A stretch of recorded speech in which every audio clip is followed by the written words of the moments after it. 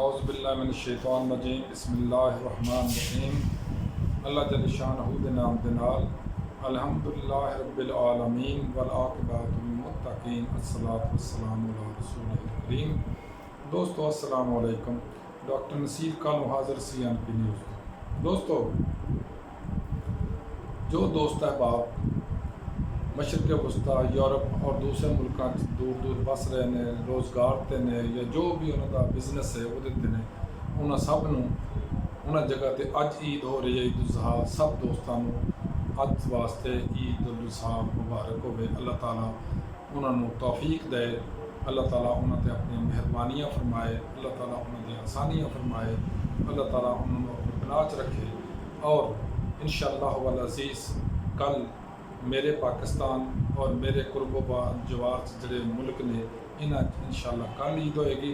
और मैं एक दिन एडवांस ईद मुबारक अपने पाकिस्तानियों और कुर्बो जवार से रहने वाले करीबी ममालिक के जो मुसलमान भाई बहन ने उन्होंने ईद मुबारक एक दिन एडवांस कर लेना, क्योंकि कल असी कोई भी लॉक नहीं करना। दोस्तों, ईद उल अज़हा मैंने याद आ गया एक छोटा जहा लतीफ़ा। साढ़े एक शाह साहब सन मेरे पिंड च, यूसुफ शाह साहब, वो साढ़े मुअज़्ज़िन भी सन, साढ़े इमाम भी सन, साढ़े ख़त्म शतम दिंदे भी सन, तो बड़े अच्छे बहुत शरीफ नफ्स इंसान सन। अल्लाह ताला उनको मग़फ़िरत फरमाए और उन्होंने अल्लाह ताला अपनी जन्नत के जगह अता फरमाए और उन्होंने आक़िबत में अच्छा बनाए। वो अक्सर नमाज ईदैन जुमा वो पढ़ाते सी, ते ईद वड्डी ते ईद उल ज़ुहा और वड्डी ईद असीं कहने ना, वड्डी ईद तो उन्होंने कहना बई तकबीर सुन लो वड्डी ईद की,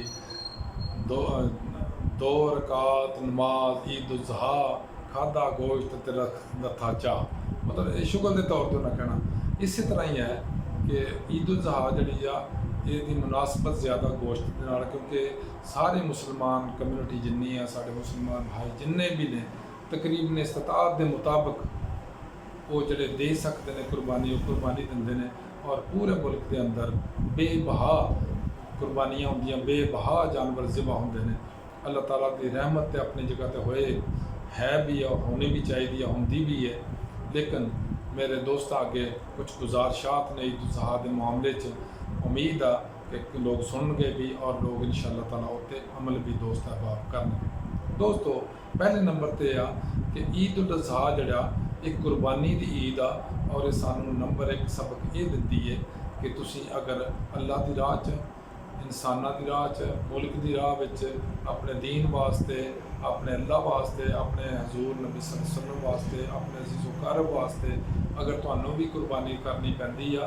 कुर्बानी के मुख्तलिफ तरीके ने, वो जिस्मानी कुर्बानी भी होंदी है, और रूहानी कुर्बानी भी होंदी है, और मुआशी कुर्बानी भी होंदी है।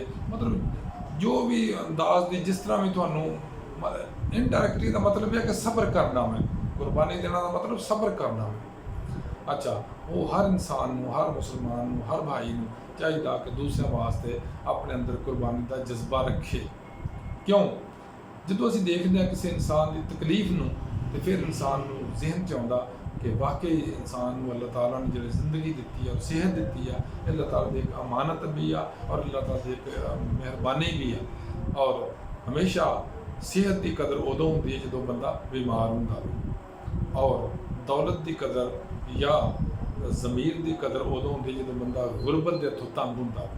दोस्तों, तो कुर्बानी जिहड़ा असीं दिन्ने आ सिर्फ एक जानवर कुर्बान करने का मसला नहीं है, बल्कि एक सब्र है साडे वास्ते, एक सबक है साडे वास्ते कि असीं भी दूसरे वास्ते कुर्बानी का जज्बा अपने अंदर रखिए। दूसरे नंबर पर आ गया कि कुछ दीन ने साडे ने कुछ कदगन लगाए ने कि जिहड़े जानवर तुसां कुर्बानी करनी है उसकी सूरत हाल की होनी चाहिए। वो बहुत सारे लोगों को पता, बहुत सारे लोगों को इस उत्ते जानते भी नहीं।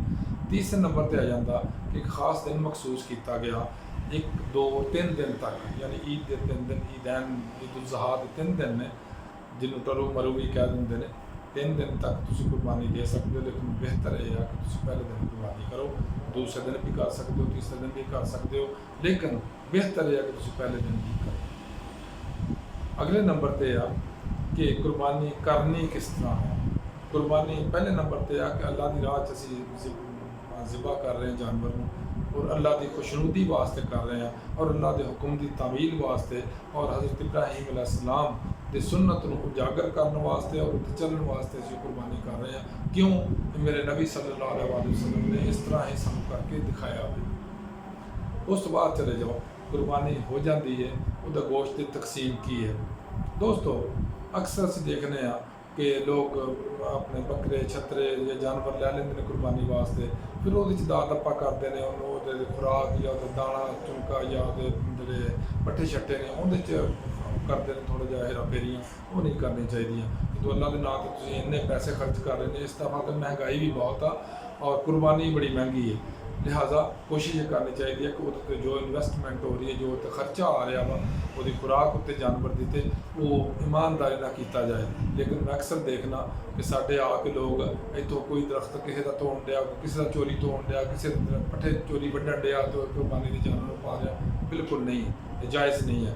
दूसरे नंबर पर कुर्बानी उन्होंने लोगों से जायज़ आ, उन्होंने वास्ते वाजिब आ या उन्होंने वास्ते एक ज़रूरी आ ਜਿਹੜੇ ਲੋਕਾਂ को अपनी ਜ਼ਰੂਰੀਅਤ पूरी करने तो बाद इन्नी तौफीक है वे कि वो हलाल की कमाई तो, हराम की कमाई की मैं गल नहीं कर रहा, हलाल की कमाई तो इन्ने उन्होंने को पैसे या बचत हैगी आ कि वो अल्लाह की राह में एक जानवर को ज़िबा कर सकते हैं लैके, उन्होंने जरूर करना चाहिए। अगर नहीं कर सकता तो कोई मजबूरी नहीं, कोई बहुत ज़रूरी नहीं है कि आप तुसी अपने भुखे रह के तुसी कुर्बानी देनी है, ऐसी कोई गल नहीं है।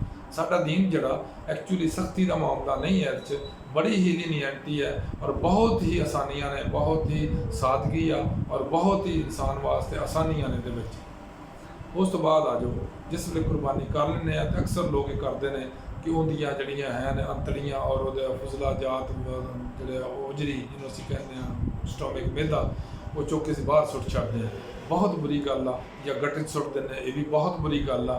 उहदे वास्ते गवर्नमेंट ने तो नहीं डैंप बना के दिते, नहीं सानू डैंपिंग पॉइंट बना के दिते, लेकिन पिछले दिनों वो छापर देंदे कि गिरजी पा के तुसीं रखो, साडा आएगी गड्डी आएगी या साडी कोई मुलाजम आएगा तो उठा के लै जाएगा, लेकिन उत्ते भी इंप्लीमेंटेशन नहीं होती, अमल तो नहीं किया जाता। क्यों? क्योंकि मेरे मुल्क प्यारे मुल्क के अंदर ये बहुत बड़ी रस्म बन गई है कि किसी भी बंदे ने ईमानदारी ना काम नहीं करना, ईमानदारी ना हलाल कमा के नहीं खाना। क्यों? क्योंकि जिस बंदे ड्यूटी लगाई जाती है वो चोर बाजारी करता, लोग छुप के बैठ जाएगा, जिन्होंने छापर दिते जाते हैं वो छापर दाएं बाएं कर जाते हैं, यानी मैंटली करप्ट असी हो गए हैं इस हद तक कि असी पैसे का अगर हेराफेरी कर सकते असी वो भी जरूर करने। अल्लाह ताला नूं चाहिए कि साडे उत्ते अपनी रहमत ही फरमाई रखे, वगैरह साडी करतूतां ते कोई नहीं है। दोस्तों इस तो बाद आ गया जो कुर्बानी कर लेनी है तो कुर्बानी चुक के अल्लाह के वास्ते की आ, तो वह जोड़ा गोश्त आ वो ये नहीं है कि फ्रिजा भर के रख लो, वो है कि अपने गरीब गुरबा तकसीम करो, अपने अजीज़ व कारब तकसीम करो, और सब तो पहले जो साढ़े अजीज़ गरीब ने जो कुर्बानी नहीं कर रहे सब तो पहले उन्होंने देना चाहिए। उस तो बाद बाकी दूर के लोग जो गरीब गुरबा ने उन्होंने तकसीम करना चाहिए और अपने वास्ते इन्ना क रखना चाहिए कि जरा वो अपनी जरूरत हो 1-2 दिन की मुताबिक चल सके। लेकिन अक्सर देखा गया जैसे फेसबुक पर भी आता होंगे कि हाजी साहब ने कुर्बानियाँ की 3 फ्रिजा भर के रख लिया, बिजली हुई बंद तो सारा एक बेड़ा गर्क हो गया। इस तरह नहीं होना चाहिए।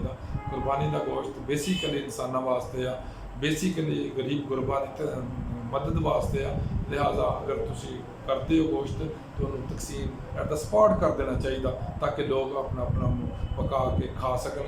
और दूसरा गुजारिश बड़ी अहम है कि ज़िंदगी का आखिरी गोश्त खाना है समझ के नहीं खाना चाहिए, इतने बड़ी तरतीब ना और बड़ा मुनासिब खाना खाना चाहिए गोश्त में जिन्ना तुम हजम कर सकते हो, ना कि ज़्यादा खाओ तो मुड़ के डॉक्टर तुरे रहो। दोस्तों इस तो बाद जिस वे कुर्बानी कर चुकने गोश्त तकसीम कर चुकने तो फिर अल्लाह का शुक्र अदा करना चाहिए कि या अल्लाह सानू तौफीक भी दी है, या अल्लाह सानू हिम्मत भी दी है, या अल्लाह सानू चांस भी दिता कि असीं ये कुर्बानी अल्लाह के हुक्म के मुताबिक कर चुके हैं, तकसीम भी अल्लाह के हुक्म के मुताबिक कर चुके हैं। तो या अल्लाह साडी इस काविश नूं, साडी इस मेहनत नूं और साडे इस काम नूं अपनी कबूलियत फरमाना और या अल्लाह साडे अपनी रहमत फरमाना। ये अल्लाह हाफिज़। अस्सलाम वालेकुम।